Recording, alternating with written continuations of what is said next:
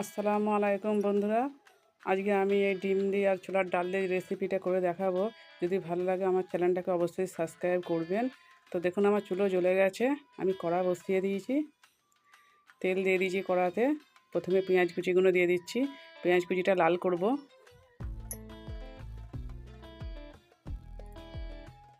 তো পেঁয়াজটা লাল হয়নি, সামান্য লাল করেছি, তাতে আমি ডিমগুলো দিয়ে দিলুন।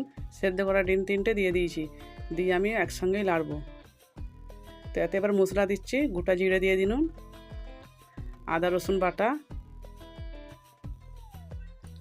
এবার নুন দিচ্ছি, হলুদ গুঁড়ো 1 চামচ, লঙ্কা গুঁড়ো 1/2 চামচ দিয়েছি। এবারে এটাকে আমি ভালো করে একটু কষবো। কষার পরে যে ডালটা আমি ছোলার ডালটা ভিজিয়ে রেখেছিলাম ওইটা আমি ঢেলে দিলাম, দিয়ে এবারে একটু বেশিক্ষণ এবার কষতে হবে ডালটাকে। দেখতেই পাচ্ছেন প্রায় কষা আমার হয়ে এসছে। এবার আমি পানি দিয়ে দিচ্ছি এতে।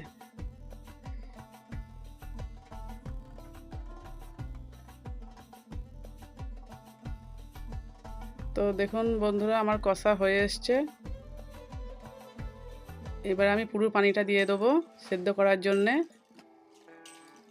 যেটা ডালটা সেদ্ধ হয় ভালো করে, ছোলার ডাল তো সেদ্ধ হতে টাইম লাগবে।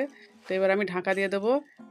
তো কিছুক্ষণ পর আমি ঢাকাটা খুলছি, দেখুন ডালটা আমার সেদ্ধ হয়ে গেছে, তরকারিটা হয়ে এসছে।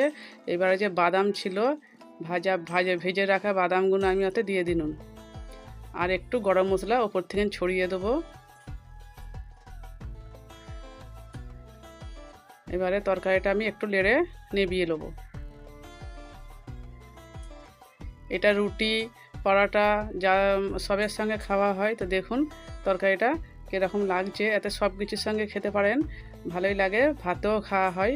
তো আজকে আমরা ভাতেই খাবো তরকারিটা। দেখুন, তো যদি ভালো লাগে বন্ধুরা আমার এই রেসিপিটা, গ্রামের ঘরোয়া রেসিপি, তাহলে আমার চ্যানেলটাকে অবশ্যই সাবস্ক্রাইব করবেন। আসসালামু আলাইকুম।